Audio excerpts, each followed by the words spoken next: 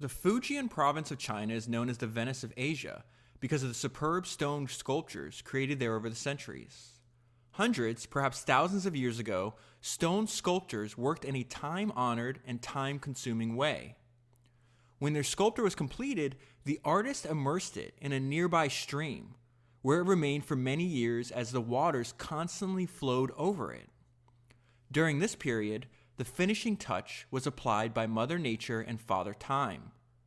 The gentle but constant flow of water over the stone changed it in subtle but profound ways. Only after this occurred would the sculptor consider it complete.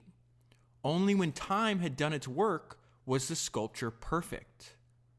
I believe it's much the same in one's profession. Superb, reliable results take time. The little improvements that lead to impressive achievements come not from a week's work or a month's practice, but from a series of months and years until your organization knows what you are teaching inside and out, and everyone is able to execute their responsibilities in all ways at the highest level. I believe that every organization has a cultural conscience that it carries forward year after year. That ethos may be good or bad, productive or unproductive, but it exists. And it is guiding ongoing personnel and informing new arrivals as they come on board. The attitudes and actions I installed, including the inventory of San Francisco's football plays, were the results of the same guys doing the same thing for years and years. Subsequently, it became almost routine to execute at the highest level when the heat was on. Excellence in every single area of our organization had been taught and expected from the day I arrived as head coach. The big plays in business or professional football don't just suddenly occur out of thin air. They result from very hard work and painstaking attention over the years to all of the details related to your leadership. Talent, functional intelligence, experience, maturity, effort, dedication, and practice may not be perfect, but they will get you so close to perfection that most people will think you achieved it. And the results will show it. It takes time to develop the standard of performance. It's not just a seminar or a practice or a season's worth of seminars and practices, but thoughtful and intense attention over years and years. This is a powerful force to have within you. I was filled with an appreciation that what these players and members of our organization were doing was a work of art, one that had been created over many years, similar in a way to the sculptures in China. It was a thing of beauty. I believe it's true in your profession. Your effort in the beginning is part of a continuum of effort. Your standard of performance is part of a continuum of standards. Today's effort becomes tomorrow's results. The quality of those efforts becomes the quality of your work. One day is connected to the following day, and the following month to the following years. Your own standard of performance becomes who and what you are. You and your organization achieve greatness. All right, so that was one of my favorite excerpts from the book that I read this week and the one I'm going to talk to you about today, which is The Score Takes Care of Itself, My Philosophy on Leadership by Bill Walsh. So this is for years and years and years, this is probably one of the most recommended books in startup land. I can't tell you how many different entrepreneurs and have recommended this book. So I'm going to start before I jump back into the book. I want to talk to you about. So I went back through my notes and I searched for every time that this book was recommended. And I think the person that best described in like the most succinct terms, like the main idea behind the book, was the founder of Twitter and Square, Jack Dorsey. So let me just tell you what he said about the book. It's one of the books that he most recommends to people. And he's talking about Bill Walsh in this statement. He says, he took a team that was at the bottom and brought them to the top. He focused on the details. He didn't say you need to win games. He said you need to tuck in your shirt. You need to clean your lockers. This is how we answer the phones here. He set a new standard of performance. Something else Jack learned from the book is Bill's has a lot of lists. Like he's like here's 5 things you need to remember for this, or 10 things you need to remember for this. But his overall philosophy, he calls it the standard of performance. Really, he's talking about the culture that you're building in an organization. Okay, so he says 1, be yourself. 2, be committed to excellence. And 3, be positive. And then finally, something else Jack took away from the book, which I think you could infer from the excerpt I just read you, is recognize that mastery is a process, not a destination. Okay, so I'm going to jump right back into the book. I want to start with something this is not a typical, normally I try to read biographies, or even if it's not a biography, it's like the history of a company. Because I believe what Charlie Munger says, like if you understand the person, the reason he reads so many biographies is because he says like it's a way to build like a lattice work of their ideas. So if you understand the personality, maybe their early life, you understand how they arrived at the ideas they accumulated over their career, their experience, and then how like their early life and their personality informs that. So there's not a lot of that in this book. Bill Walsh was a mentor to many people. He was called upon to teach, like he considered himself a teacher, which I'll get into. But he did not develop a lot of strong personal relationships. He seems to keep like a lot of his own personal feelings like close to his vest, almost like hidden. He's got a very old school way of doing things. But he does talk. The section I'm going to read to you here is the lone exception to that. He talks about what he learned from his father. So I wanted to pull that out of the book and start at the beginning as a way to hopefully understand the person Bill Walsh was, and then we're going to understand his ideas even better. Okay, so this is his father and what he learned from his early life. He says, "When I was growing up, my role model was a good one. The guy who set the standard for me was my father. Dad knew what it meant to work really hard, and he did. He never went past 8th grade. He scrambled around as a young man to make money and came up through tough times, including the Great Depression. He struggled to make a living for his family, but he showed me what a man does when he has a job to do. He goes out and he does it. During the Depression, my father was paid 31 cents an hour to work 10 hours or more a day on the assembly line at the huge Chrysler plant near our small house in South Central Los Angeles. That didn't pay the bills, so he set up a little auto body repair shop in our garage where he worked after he got done working at the plant, late at night and on weekends. When I was a teenager, I had to work with him on many of those evenings and weekends, long hours into the night helping him out. I hated it, but he taught me the connection between hard work and survival, between survival and success. Dad taught me that. His work ethic became my work ethic. He paid a tremendous price for his willingness to work. It may have shortened his life, a life that offered little in the way of fun or material reward, and kept him from connecting in any meaningful way with his son. And this is the heartbreaking part. I never really got to know my father. He didn't have time. It was all work for Dad, or his family wouldn't survive.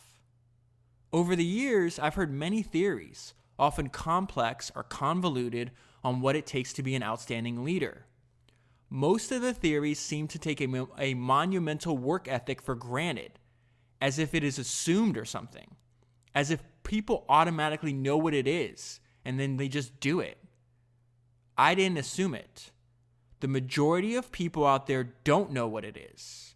They need to be shown, and you're the one who must show it. So one of the things I enjoyed about the book was, first, he's got a lot of great ideas, and there's very little fluff. He just constantly just hits you with ideas. But that last line where he says, they need to be shown, and you're the one who must show it, he's talking directly to you. He uses that constantly. He's like, okay, this is what I did. This is what I learned from it. Now go and do it. Do this in your organization. And I think that's extremely helpful. He's also, he talks about setting a standard of performance, like a high set of standards for his organization, his team. He's also, by reading the book, he's doing that for you. He's stretching what you think is possible and what you think it can accomplish, which I think is extremely helpful. Okay, so before I jump into, I want to start with what Jack was saying. Like he shows up at this team. It was at the very bottom, and he took it to the top. Like, how does that happen? Before I get there, though, we have to understand like why. Like, why is he writing this book? Like, why even talk about this? In other words, like, why are you going to care about your standard of performance? And I think he hits on, like, there's this dichotomy in our nature that the things that you work hardest for, the things that take the most time, sometimes the things that cause the most pain, are the things that you enjoy the most. It's extremely counterintuitive because I think most humans seek comfort, right? So he says, pursuing your ambitions, especially those of any magnitude, can be grueling and hazardous and produce agonizing failure along the way.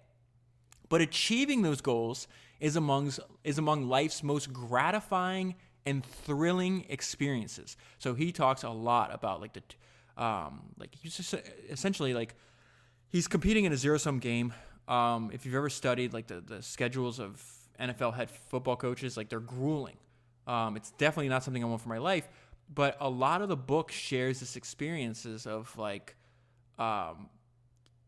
heartache, heartbreak, stress, and yet he describes. So when you're reading the book, it may sound like, wow, this guy went through a lot, but he talks about how thrilling it was to overcome those periods of discomfort, and he winds up being one of the most successful NFL coaches of all time. He wins like 5 Super Bowls with his system. And so I think that's really interesting where he just said, but achieving those goals is among life's most gratifying and thrilling experiences. Anybody that's done something extremely hard, like running a company, doing anything, knows what that feeling that he's describing. So he says, the ability to survive and overcome the former to attain the latter is a fundamental difference between winners and losers. And then another thing I think you need to understand about Bill before we jump into his ideas is he considered himself a teacher. He loved teaching. He's a football coach. He's a leader of people. He says, I'm a teacher. That's how he described his occupation. So he says, this is somebody else talking about him. So he says, Bill Walsh was an educator, a teacher. He accumulated great knowledge because he was a grade A student of leadership, paying close attention along the way to some of football's most outstanding and forward-thinking coaches. So not only did he do that, he learned from, like, before he was a head coach, he learned from his bosses, people that were in the positions that he wanted to get to. He continued to learn from his peers once he was a head coach, but he also, and I'm going to tell you about this, he would study the history of his profession, and he'd pull out ideas that wind up leading to his innovation, which is what we're going to talk about later. It's this thing called the West Coast offense. So he studied people above him, people equal to him, and then people doing the same things he hoped to achieve in the past. So he says, Bill, then they're going to talk a little bit about this here. He says, Bill absorbed their good ideas, he learned from their bad ones, and then he applied his own even more advanced concepts. He reveled in the process of teaching what he knew to his teams. And now he's teaching what he learned from his career to us. I came to believe that the part of football he enjoyed best was teaching, or more accurately, identifying outstanding talent and teaching that player, that assistant coach, or that staff member how to be great. He loved it. And here's a quote I pulled out from Bill on this. The ability to help the people around me self-actualize their goals underlines the single aspect of my abilities and the label that I value most, teacher. In a very real way, everything I did was teaching in some manner or another. So he's going to hold that same, when he's talking to you directly, right? He's going to say, listen, I taught everybody around me. If you're whatever leadership capacity you may have, right? Whether you're running the company, maybe a small team within the company, your family, your friends, whatever it is, it is your obligation to teach everything you know to the people around you. So with that, there's 2 sentences in the book that I really think is like a summary for what this book is about. It's a great description. It says, Bill Walsh loved to teach. This is his final lecture on leadership. He actually dies of leukemia as they were putting the book together. And then he also says something about like the stuff he's teaching. And when I was reading this is really what I hope Founders does for you in your life. He says, this is Bill talking. He says, there's no guarantee and there's no ultimate formula for success. What it comes down to is intelligently and relentlessly seeking solutions that will increase your chance of prevailing. I love that idea. what we're trying to do here. We're intelligently and relentlessly seeking solutions that will increase our chance of prevailing. When you do that, the score will take care of itself. Okay, so now I finally got to the point where I think I can get into the main part of the book. And so I want to start with a quote from Bill Walsh. He says, "Running a football franchise is not unlike running any other business. You start first with a structural format and a basic philosophy." So he calls that his standard of performance. Think about it. It's like your own philosophies on how you want to organize your business or the culture your company may have. Your structural format and basic philosophy, and then you find the people who can implement it. All right, so now we're going to get into how he ran his team. This is the state of the team when he took over. He was a successful head coach at Stanford, gets recruited to the NFL, and he says, "This is what I faced on my first day of work. An organization in turmoil, a team whose roster of talent was paper thin, a future that seemed dismal. In spite of last year's 2-14 season, I didn't even have a first-round draft pick." So now he's going to talk about, okay, well, I took over this team. I have no talent. You guys kind of sucked last year. What are we going to do here? So he doesn't start. This is what I think why people recommend this book so much. Because you think, okay, well, I'm going to start winning games. We went 2-14 last year. You know, the business aspect of this is like we lost money. Now we're going to turn a profit, whatever the case is. He says, no, I'm going to build the culture. But he calls it a standard of performance. And think about a standard of performance as it's high requirements for actions and attitudes. So let's hear what Bill has to say about this. He says, "I approached building the 49er organization with an agenda that didn't include a timetable for a championship or even a winning season. Instead, I arrived with an urgent timetable for installing an agenda of specific behavioral norms." So this includes both actions and attitudes that applied to every single person on our payroll. This is another unique idea he has. To put it bluntly, I would teach every person in the organization what to do and how to think. The short-term results would contribute both symbolically and functionally to a new and productive self-image. He's going to talk about the importance of your own self-image. And he explains what I've been trying to explain poorly the past, several weeks about there's a large section of people out there that have the ability, that have the desire to want to run their own businesses, but what's holding them back is their own self-image. Bill talks about this a lot.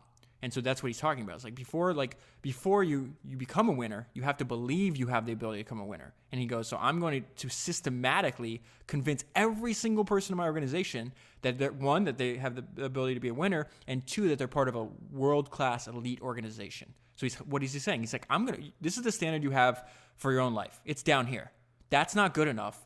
If you're going to stay here, it's coming way to the top. And I'm going to show you how to do that. So he says it would contribute to a new and productive self-image and an environment and become the foundation upon which we could launch our longer-term goal, namely the resurrection of our football franchise. So he's working backwards. People are like, okay, I took over this football team. I took over this company. I'm going to improve it by winning right away. He's like, no, I'm going to build the foundation. And that's why the book is called The Score Will Take Care of Itself. Because if you do all the little things right, every single one of them, then you don't have to worry about it. Because whatever your endeavor is, it will be successful. Now we're getting to his fundamental leadership assertion, okay? He says, it began with this fundamental leadership assertion. Regardless of your specific job, it is vital to our team that you do that job at the highest possible level in all its various aspects, both mental and physical. So what he's saying is like, listen, we're going to have a set of values, we're going to have a set of standards, but the values have to come from a source. And they can't just be like, they need to initiate action at this point. They should not just be words you repeat that are really just lies. So he compares and contrasts the way he went about this to the way other organizations do. And you might have experienced this in some of the organizations that you've been involved with. He says, this is consistent with my conviction that an organization is not just a tool like a shovel, but it's an organic entity that has a code of conduct, a set of applied principles that go beyond a company mission statement that's just tacked on the wall and forgotten. We had no mission statement on the wall. My mission statement was implanted into the minds of our people through teaching. At its best, an organization, your team, bespeaks values and a way of doing things that emanate from a source. And guess what? That source is you, the leader. Thus, the dictates of your personal beliefs should ultimately become characteristics of your team. And we've seen this over and over again with all the founders that we studied. You cannot separate the person from the company that he's built, that he or she is building. Their personalities is undoubtedly imbibed into their organization at a very fundamental level. That's why it's such a difference between like when a founder leaves or passes away or dies, or whatever the case is, like how like that organization changes over time when that person's no longer there. So at the very beginning, essentially what he's doing here, this next section I'm about to read to you, think about it like this. He's teaching everyone to make a commitment to be the best versions of themselves. Even now, that's something we've seen a lot. But here's the difference. Even when the current external results may not warrant that belief. He understood the order in which things have to happen, right? So he says, my standard of performance applied to marketing, office personnel, and everyone else with details applicable to their jobs, even to the extent of including specific instructions for receptionists on how to answer our telephones professionally. All of this increasingly demonstrated to others and to ourselves that we were on top of things, all things. We were neither sloppy nor inattentive, and contributed to a greatly heightened sense of this is who we are. Even though a strong now this is the difference between like what he's trying to do at the very beginning and their external results, right? That's why I started the podcast with that metaphor about the like Father Time and Mother Nature slowly like finishing the job, because it's a good metaphor. This is going to take a lot of time. So he says, even though a strong case could have been made that who we are wasn't much based on the initial won-loss records during my first 2 seasons. So before he gets there, the team goes 2-14. His first year, they go 2-14. The next year, they go 6-10. Okay, you know what happens the year after that? They win the Super Bowl. So he says, of course, that was part of my challenge. This is the most important part of the section I'm reading to you right now. The most important sentence, if you only remember one. Of course, that was part of my challenge. Turning the self-image of the organization on its head from toxic to top-notch. Okay, so how do we do that? One way to do this is to teach everyone that you are part of an elite organization. If you start with that belief, eventually if you start teaching that, eventually they will believe it. He also talks about, listen, man, if you're going to teach your organization, you got to repeat. Humans are not going to absorb these lessons. You can't say it once and expect everybody to get it. That's just not how it's going to work, especially in an organization with, 150 people, however many people are in a professional football organization. All right, so he says, so I'm going to start this. I'm going to have a lesson. I'm going to repeat it all the time, and I'm going to repeat it in different ways to teach the same lesson. That listen, you're a San Francisco 49er, and me as Bill Walsh running this, I'm not letting he has like we'll get there. He has a giant ego, but rightfully so if you think about what he was able to accomplish. But he talks about like you're going to meet my high standards or you're leaving. But the standards are not going like that. Once the San Francisco 49 standards, they're not deviating. They're not breaking for anybody. So he says, to encourage, and you're going to see like little tiny ways he does this, which is really smart. To encourage positive thinking, pride, and self-esteem, I insisted that specific equipment carrying the emblem of the San Francisco 49ers be treated with respect.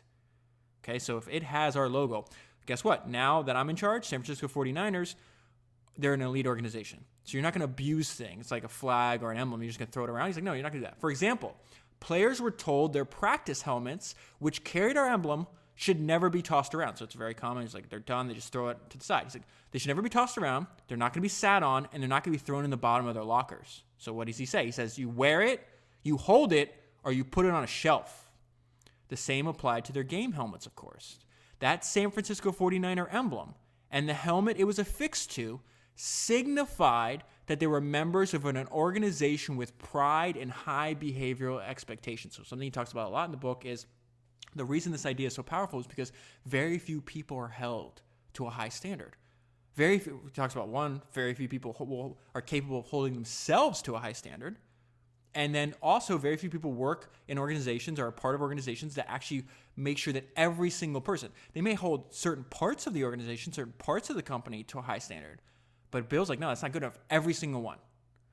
And then he talks about, so he changed a lot of things. Like people would come into, they'd be rookies. They'd come in, they kind of abused. He also talked about how he didn't like how coaches talk to his players, and like he's like, that's if you're trying to tell everybody you're part of a leading organization, then you talk to them like they're a dog or you treat them like crap. Like that doesn't make any sense.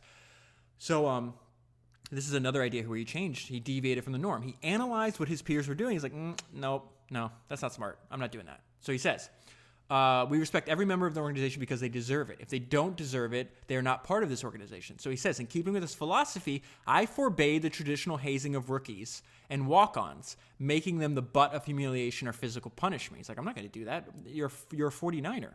He says, when they arrived, I informed them, you are a San Francisco 49er. As long as you're here, you will be treated like one. And it was true. They were respected, full-fledged members of our organization from day one and were treated as such until they proved otherwise. Now, he wasn't a soft person by any means. So I'm going to treat you with respect. If you don't meet my standards, though, he's a dictator. You're out of here. He says, of course, when they proved otherwise, they were not subjected to hazing. They were subjected to termination. And his whole point is like, don't haze them. Get them up to your standards. If they can't meet your standard, get them out of the organization because your organization is only as strong as the weakest person. All right. Now he goes back to his very weird, unique idea. The prime directive was not victory. He never focused on victory. The book is called The Score Will Take Care of Itself. That's his philosophy on leadership. So he says, from the very start, my prime directive, the fundamental goal was the full and total implementation throughout the organization of actions and attitudes of the standard of performance. This was radical in the sense that winning is the usual prime directive in professional football in most businesses. So again, he has the same trait that almost every single person I've analyzed for this podcast does. They're going to learn as much as they can, but they're going to learn some things like, that I'm learning what not to do. This is the same thing that Bill's doing here. He said, I had no grandiose plan or timetable for winning a championship, but rather a comprehensive standard and plan for installing a level of proficiency, competency, at which our production level would become higher in all areas, both on and off the field, than that of our opponents. He's got a really interesting idea about competition I'll get to too, which I love. Beyond that, I had faith that the score would take care of itself. So if we do everything a little right, we can't help but win. Oh, I just ran over my next point, which is the note I left myself on the next page. If we do that, we can't help but win. I directed our focus less to the prize of victory than to the process of improving, obsessing about the quality of our execution and the content of our thinking. He also talked about, this is really interesting too, he didn't believe that there was independent operators. Like some people would say, okay, this is a star player. He's got different rules apply to him. This person's really valuable. We have to treat them differently. He says every team member is an extension of the entire team. Players had a connection to and were an extension of the coaching staff. This is his whole idea about that any organization is really an organic entity. And so he's echoing nature here. Like there is no division. Everything's connected. So he says they were an extension of the coaching staff, trainers, team doctors, nutritionists, maintenance crew, and yes, the people who answer the phones. Everybody was connected. Each of us an extension of the other. Each of us with ownership in our organization. I taught, and this is him talking directly to us again, I taught this just as you should teach it in your organization. And so now he's going to get to the point, like, why is this such an important thing? And his one of his big ideas is that, listen, winners act like winners before they're winners. He understood the sequence of events. He says, eventually, within months, in fact, a high level of professionalism began to engage within our entire organization. The 49ers' self-perception was improving.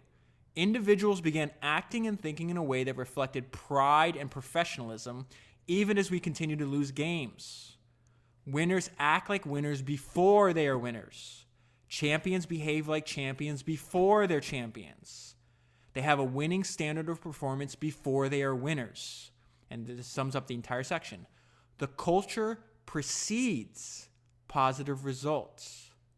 That's his entire thesis. You got to get your culture and your philosophy and your standards correct first. Then you will automatically win. You can't do it in reverse.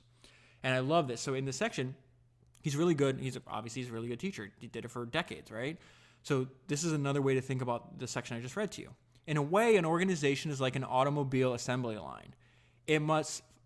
it must be first class, or the cars that come off it will be second rate. The exceptional assembly line comes first before the quality car. So he's saying once you have a great organization, you can't help but make a great product. And in his case, his product had a really good, you knew if it was a great product or not because you'd win games if it was.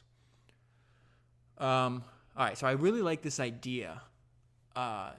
It's a way to, he has this idea that his guiding set of philosophies, they essentially act like a North Star for your life, for your organization. So he says, consistent effort is a consistent challenge. So you don't just start doing things well and then just straight up from there. It's like you're going to take 2 steps forward, you might take 1 step back, you might jump up to 10 steps forward, then you might take 15 steps back. It's this constant going ebb and flow. So he says there's an ebb and flow and up and down in every significant endeavor at every level. I cut through that ebb and flow with the standard of performance.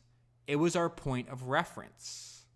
I envisioned it as enabling us to establish a near permanent base camp near the summit, consistently close to the top within striking distance, never falling to the bottom of the mountain and having to start all over again. So the way we do things, we might have some setbacks, but we're never going to go back to the place we started from. We've surpassed that. We're getting closer and closer to our goal. We might get even closer to the top at some point and maybe knock down the next year. But this consistent standard of performance is going to keep us within striking distance to what we're trying to do. Okay, so now I'm going to take a little interlude because I think this is a good time where we're at, where he's talking about it's an ebb and flow. It's going to go up and down. During his second season, he is going to, first, he's going to describe something everybody has to deal with when they're trying to accomplish anything. And this is commonly referred to as the entrepreneurial roller coaster. And it's usually it's an emotional up and down, like your entrepreneurship and anything, even what Bill's doing. When you're doing something hard, it can produce the highest highs you've ever felt in your life. But at the same time, it can also produce the lowest lows. And you have to be able to work that through mentally so you don't quit or give up when you're failing. Because inevitably you're going to have some forms of failure, right? So I'm going to do this interlude. First, I'm going to start with this great quote from Bill. He says, almost always your road to victory goes through a place called failure, okay? Now, what he's going to describe is this next section I'm going to read to you just happens for a few brief hours when they just lost the game in the second season. He goes 6-10. If he loses the next game, he's on a terrible losing streak. He has a chance he's going to get fired. So before the organization can reap the benefits of his standard performance, he might be cut out. And this inner monologue I'm about to read to you is happening when he's on a cross-country flight back to San Francisco from Florida. And let me just go right into his mental state. He says, I slumped down, depressed in my dark little space, contemplating whether I should offer my resignation. This is going to be a hard sentence here. Most debilitating of all, devastating, was a gnawing fear that I didn't have what it takes to be an NFL head coach. So our equivalent is you didn't have what it takes to be an entrepreneur, a founder, whatever it is. At one point, I actually decided to hand in my resignation the next morning. Then I changed my mind. So there's that roller coaster, right? I've tried to describe my anguish, but the words come up short. Everything I had dreamed of professionally for a quarter of a century was in jeopardy just 18 months after it was being realized. And yet there was something else going on inside of me. A voice from down deeper than my emotions. Something stirring that I had learned over many years in football and before that growing up. Namely, I must stand and fight again. I need to stand and fight or it's all over. In my mind, our gut, and in spite of the pain, I knew I had to force myself to somehow start looking ahead, to overcome my grief. So that's his advice. To get out of the inevitable dark period you're going to have in your life, you're focusing too much on your current state and your past, right? So he's saying, no, the key here is to focus on your next task, to just keep moving forward. I was able to summon enough strength to pull my focus, my thinking out of the past and move it forward to our next big problem. It takes strength to shift your attention off pain when you feel as though your soul has been stripped bare. When the inevitable setback, loss, failure, or defeat comes crashing down on you, losing a big sale, being passed over for a career, for a career promotion, getting fired, allow yourself the grieving time. but then recognize that the road to recovery and victory lies in having the strength to get up off the mat and start planning your next move. Failure is a part of success, an integral part. Everybody goes through it. Knowing it will happen and what you must do when it does is the first step back. Okay, so now his takeaway, so he winds up pulling himself out of that. And then his takeaway is, listen, each time this happens, each time you come back from doubt or despair, you get stronger for the inevitable future reoccurrence. So he says, when you stand and overcome a significant setback, you'll find an increasing inner confidence and self-assurance that has been created by conquering defeat. Almost, I would say, that has been earned by conquering defeat. Absorbing and overcoming this kind of punishment engenders a sober, steely toughness that results in a hardened sense of independence and a personal belief that you can take on anything, survive, and win. Okay, so back to how he's setting his organization up for future success. And this is where he talks about, like, you have to, like, humans are not, they're not naturally, for the majority of us, it's not natural to set extremely, extremely high expectations of standard performance. And I would say, let me read you this part, but before I do, just keep in mind, I think this is also something that's happening to me and probably to you by listening to this, is part of the benefits of reading biographies is, like, you're constantly reminded that you can be excellent just like they were. And it keeps you, being exposed to that over and over again, it keeps you accountable to a higher level than if you didn't read or didn't hear that story. So he says, and this is why that's important. He says, be clear in communicating your expectation of high effort and execution of your standard of performance. Like water, many decent individuals will seek lower ground if left to their own inclinations.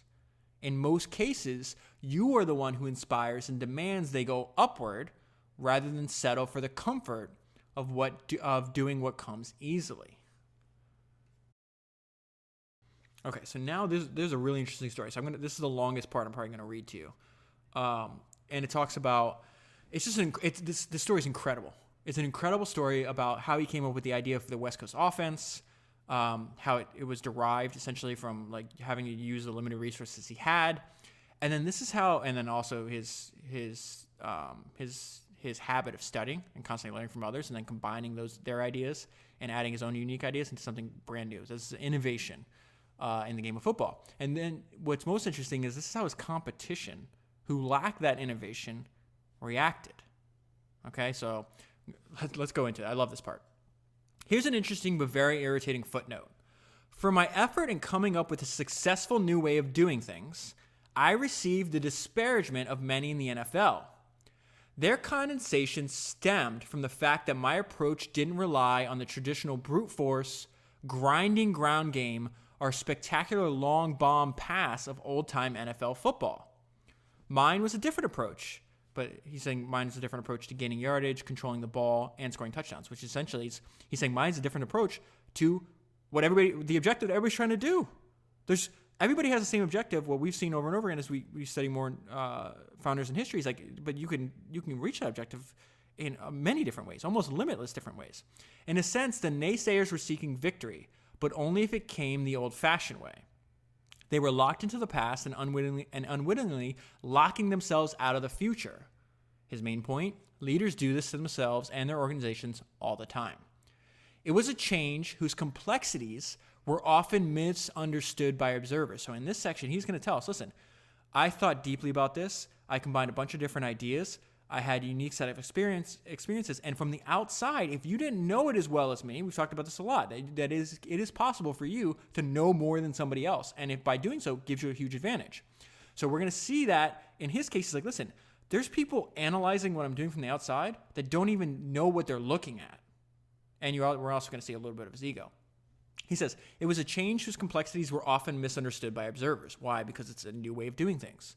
And if you didn't have the set of experiences, the set of thoughts, and didn't study the same stuff that Bill Walsh did, you wouldn't even understand it. He said, so now he's got one of these famous, what do you call them? TV broadcasters, people that talk while the game's on. So he says, Howard Cosell was once was critical of a call I made because he wasn't aware of just how complex and precise our receivers' routes were. He exclaimed with exasperation during one Monday Night Football broadcast, How could Bill Walsh call for a 12-yard pass play when they needed 14? So he's going to now analyze that assertion, this criticism that he's receiving. It's like, this guy doesn't even know what he's talking about. Howard didn't understand the extraordinary precision required for successful execution of that play. We couldn't have the receiver running approximate routes and inexact distances each time. The route that was called for on that play was 12 yards exactly, and he italicizes that word, exactly. Not 11, not 13, but 12, and to an exact spot on the field. This is one of his innovations. Additionally, what Howard and many others missed in the early days was that 60% of the yardage, this is an example of him knowing more than other people, and this is kind of embarrassing on Howard's part, your job is to commentate, so study the game.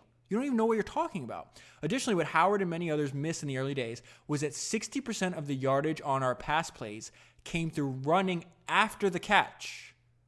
So he wasn't expecting him to catch a ball 12 yards and just stay there. It's like, no, we expect, now sometimes he's going to be stopped there, sometimes it's going to be incomplete, whatever the case is, but 60% of our gains comes after that point. You're focusing on that point. A 12-yard pass was designed to produce an additional 7-yard gain on the ground. So now people didn't like this. So one executive summed it up like this: this is not real NFL football.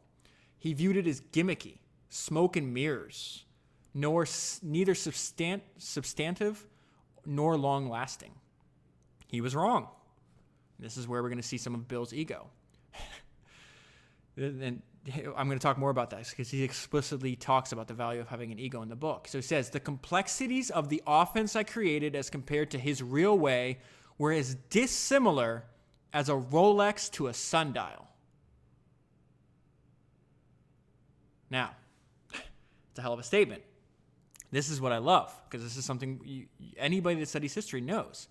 And then so now that's where he's like, you don't even know what you're looking at. But not only that, you're telling me that I just need to go ahead and copy what everybody else did in the past, right? Because that's quote unquote real football. But the problem was, you people that love the past aren't even studying the past. So he says, few inventions are created out of nothing. What I was doing had its roots in the theories of others who had modernized the passing game, most notably the brilliant Sid Gilman.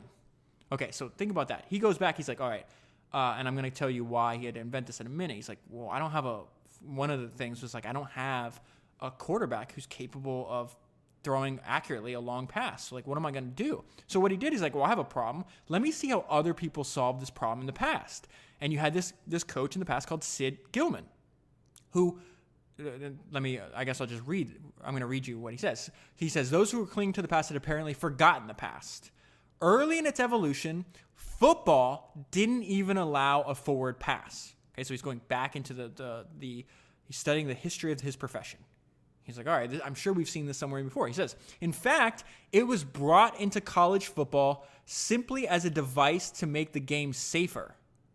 This coach at St. Louis University immediately and enthusiastically embraced a new alternative to always running the ball. So he's saying at this point, you couldn't even, no one was passing forward. Everybody's running the ball. So this guy back in the 1900s, which is, let's say, 70 years before Bill Walsh took an idea and then revolutionized, or he calls it modernizing the passing game again. He starts using the forward pass. No one else is doing it. This is the results. In 1906, his team went 11-0 and outscored opponents 407-11.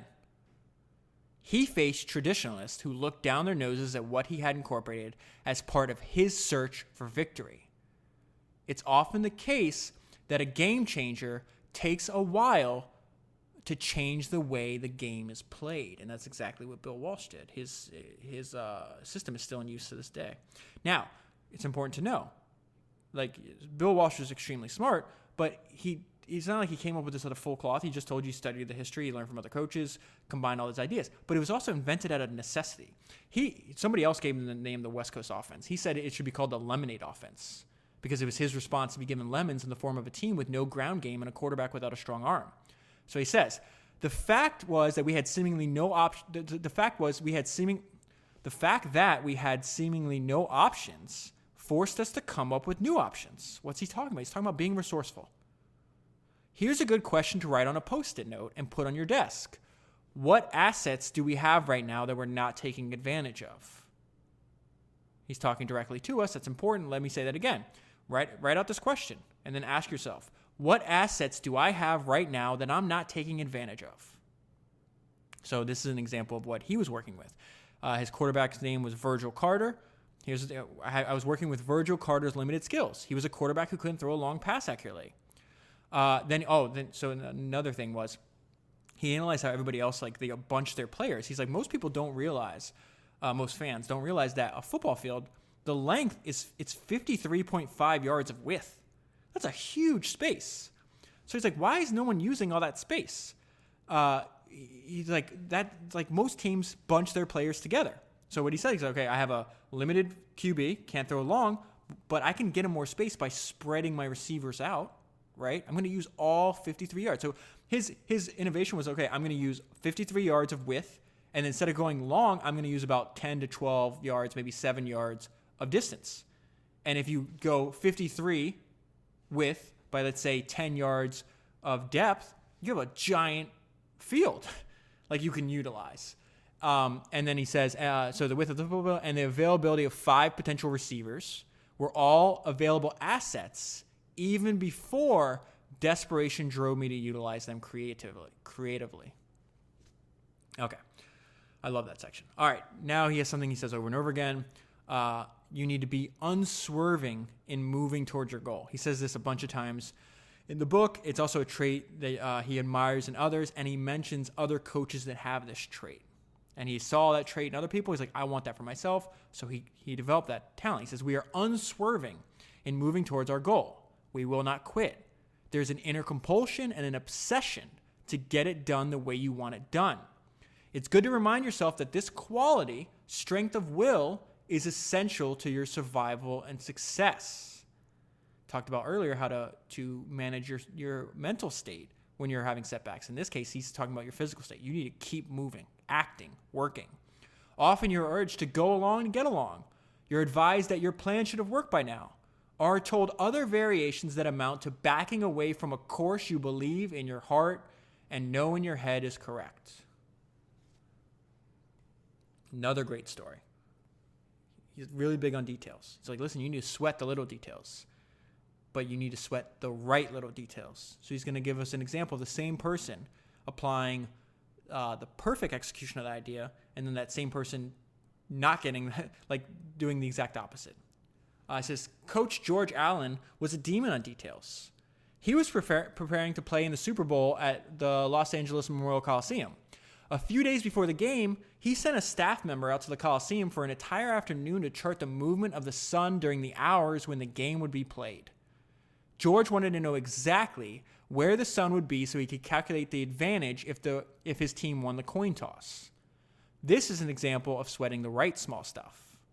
Now, here's an example of focusing on the wrong small details. George took time off from his coaching responsibilities to design a more efficient system of serving food for the players, a way of reducing the amount of time players spent in the lunch line.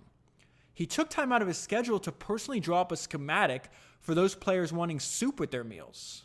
One line was designated for those wanting crackers with their soup, and one line was for players who didn't want any crackers. This is an example of sweating the wrong small stuff. I love this idea. We've seen it in different variations. His idea is like, listen, most companies, most football teams, most organizations, they focus on their competitors. I don't care about my competitors. Instead, I'm going to spend that time making myself and my organization better, and therefore I'm going to make it harder for them to compete against me. So he talks about, coaches would use this saying like, oh, we're going to play X team and they're really vicious, etc. He's like, well, I generally prefer the opposite approach. To me, they, meaning the other teams, were objects that were both faceless and nameless. Nameless, faceless objects. My logic was that I wanted our focus directed at one thing only: going about our business in an intensely efficient and professional manner, first on the practice field and then later on the playing field. I felt that moving attention away from that goal to create artificial and manufactured demons was artificial and usually non-productive, especially when done repeatedly. Now, we already passed the part where he becomes extremely successful. He wins a lot of games. He obviously wins a lot of Super Bowls. And now he's getting to the point where when you're already good at something, you get like a lot of accolades and people are telling you how smart you are. He's like, don't let that happen. Don't let anybody call you a genius. And that's when you research Bill Walsh, you'll see a lot of people calling him a genius. And so he says, in part because of the complexities of our pass-based offense, the media began referring to me as the genius. And then he's human. At the beginning, he's like, oh, that makes me feel good about myself. When the name was first attached to me, I was naive enough to be flattered and did nothing to discourage writers from using it. I may have even been thinking, hey, maybe there's something to it. I learned soon enough that an inflated label like genius or any other form of hyperbole comes with a big downside. Buying into what people say about you can create both external and internal problems. This makes your life and your job a lot tougher than they already are. The genius label was an albatross around my neck. It's easy to get caught up in or enamored by lofty titles, praise, and flattery as you subconsciously attempt to become the character others have created out of who you are. This goes back to Andrew Carnegie's advice for. It's one of his famous quotes is like the judge within like reigns supreme or something like that. Essentially, he's telling us like the most important person to judge who you are is yourself. And who you are, like internally, like, are you proud of the person you have become? Don't let other, like the views of other people like color that or influence that so much. And Bill's kind of echoing that here. He says, that character isn't you, but it's an addictive attraction if plaques, awards, and commendations start rolling in. Believing your own press clippings, good or bad, is self-defeating. You are allowing others, oftentimes uninformed others, to tell you who you are. The real damage occurs when you start to believe that future success will come your way automatically because of the great ability of this caricature that you have suddenly become. That the hard work and implied intelligence you would utilize initially are not as crucial as they once were. That is when you get lazy. So he calls this success disease. Okay? And his point is like he fell for it for a little bit, but what helped him avoid it was his standard of performance. Think about it as like an operating system. It's a series of habits that you just apply every day regardless of the outcome. Because what happens is like there's a lot of people that are really successful and they're like, okay, I'm gonna slow back. I'm gonna let my foot off the gas, so to speak. I'm just gonna I'm fine now. I'm a winner already. I'm good. One of my favorite sayings comes from Conor McGregor. He says, if you sleep on a win, you'll wake up with a loss. And so understand that this is prevalent in human nature throughout millennia. So we need a solution for it. Bill's solution is like my standard of performance. I apply that standard every day regardless of external outcomes. So I won the Super Bowl. Okay, the next day I'm back at practice. I lost the game. Next day I'm back at practice. Because over time, over the length of your career, multi-decades, the score will take care of itself. All right, so he says, when you reach a large goal or finally get to the top, the distractions and new assumptions can be dizzying. First comes heightened confidence, followed quickly by overconfidence, arrogance, and a sense that we've mastered it. We've figured it out. We're golden. But that gold can tarnish quickly. Mastery requires endless remastery. In fact, I don't even believe there's ever true mastery. It's a process, not a destination. That goes back to what Jack Dorsey was telling us at the beginning. That's what few winners realize and explain to some degree why repeating is so difficult. Having triumphed, winners come to believe that the process of mastery is concluded and that they are its proud new owners. It's not the case. Now he's going to get into the difference between ego and egotism. Don't let anybody tell you that a big ego is a bad thing. Tiger Woods, Bill Gates, Warren Buffett have lots of ego. And so does anyone anywhere who is dedicated to taking his or her talent as far as it will go. I've got a big ego too.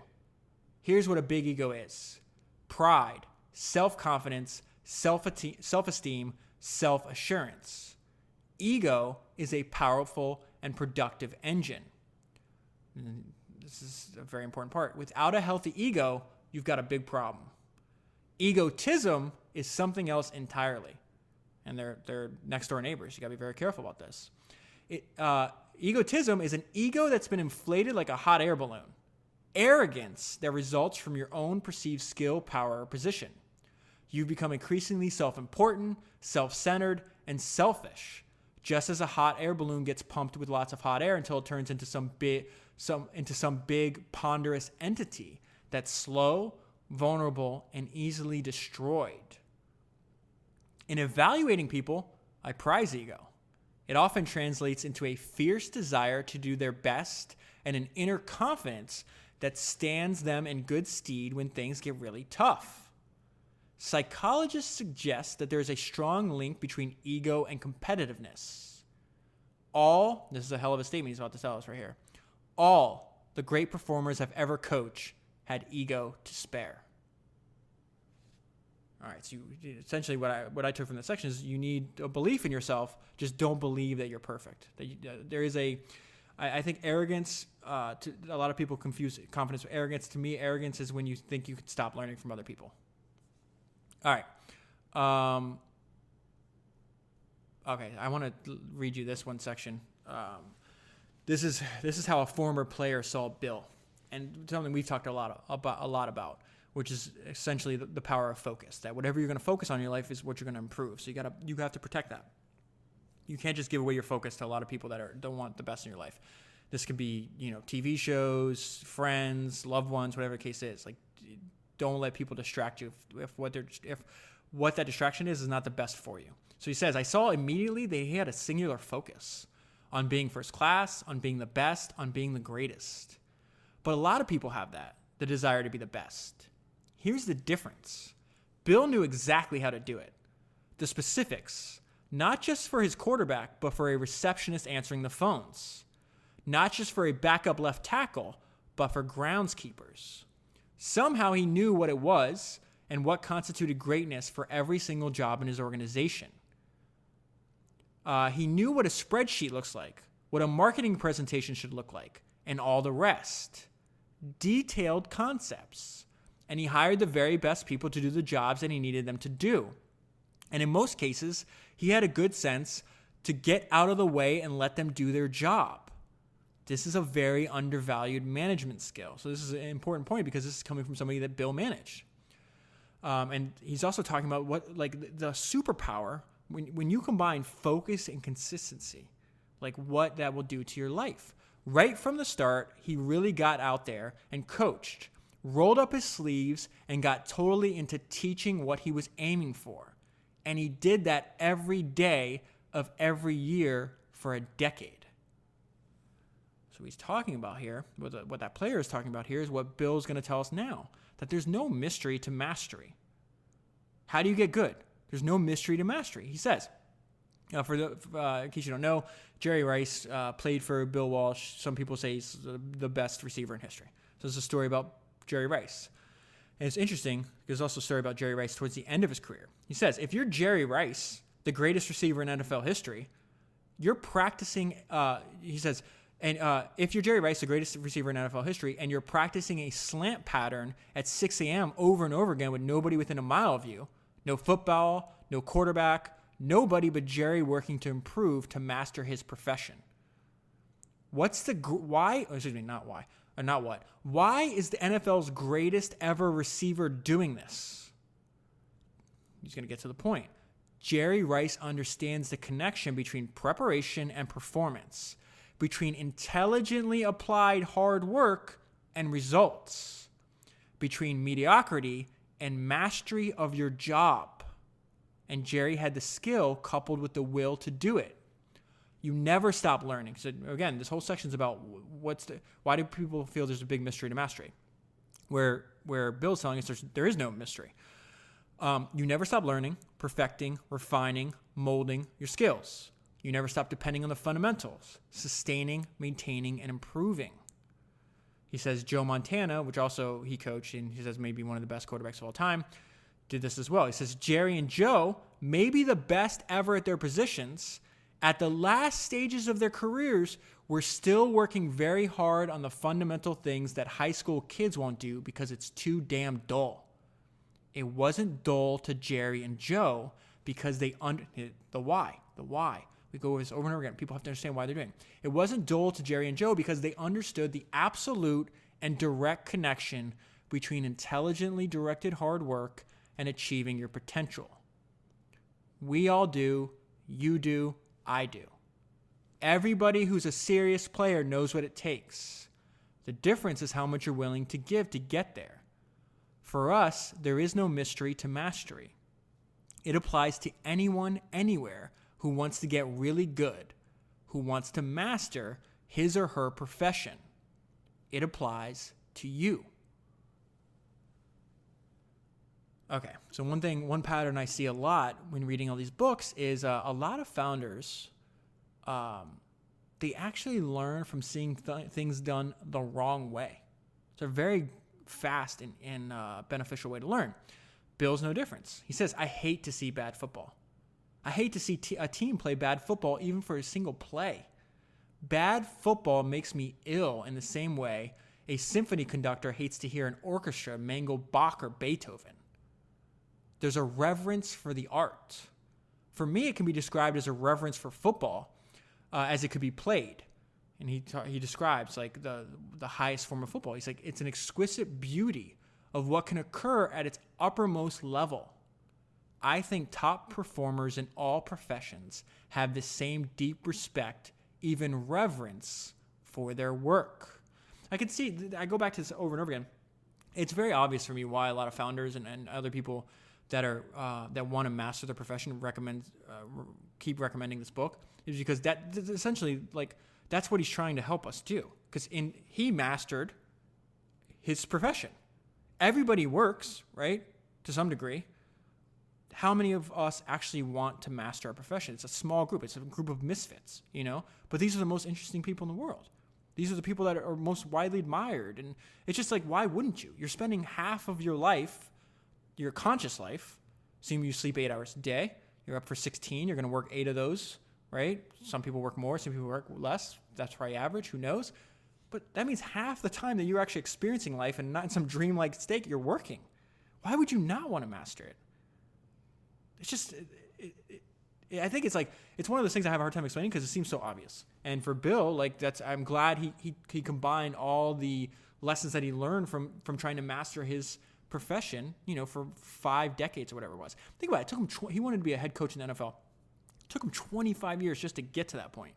Then he's got he's got a ton of life experiences and lessons up until that point. And then he's got another, 10, I forgot how long he coached for. But, let's say another decade plus after that, continuing learning. And then somebody put it down in a book that you can pick up and read in 15 hours. But that just seems like a good idea. You got another idea. Pretty package will not sell a crappy product. Before they started winning games, he came up with all these marketing techniques to try to sell season tickets. And one was a pick a seat day. They wound up selling like 10 tickets the entire day. It was terrible. I think he bought 3 of those tickets. Anyways, he says pick a seat day, and there's a lesson here. Pick a seat day was a total flop. What is a flop that taught me something very important? A pretty package can't sell a poor product. Results in my profession were winning football games. And that was the ultimate promotional tool. I was trying to sell a bad product, a team that was the worst franchise in the sports, that had lost 27 straight road games, and whose record at home wasn't much better. So he's like, this doesn't matter. Like, I can't put lipstick on a pig here. So he says, from that point on, I focused my energies exclusively on creating a quality product, a team that was worth spending money to see. When that was achieved, we also achieved a 10-year waiting list to buy 49ers season tickets. And finally, the last piece of advice from Bill Walsh that I want to cover today, and it's something that happened to him. There's a lot of, heart-wrenching things in this book, and the advice is 2 words: avoid burnout. And he can say that because he burned out. He retired the day right after he won a Super Bowl. He just couldn't take it anymore. He says, and he gives an example in history of people that's also happening to him, or to other people. He says, he's giving an example of another coach. He says, not long after he was finished burnt out, as he described it to reporters at a very emotional press conference when he announced he was quitting. Dick retired for 14 years before returning in triumph by leading the St. Louis Rams to victory in Super Bowl 34.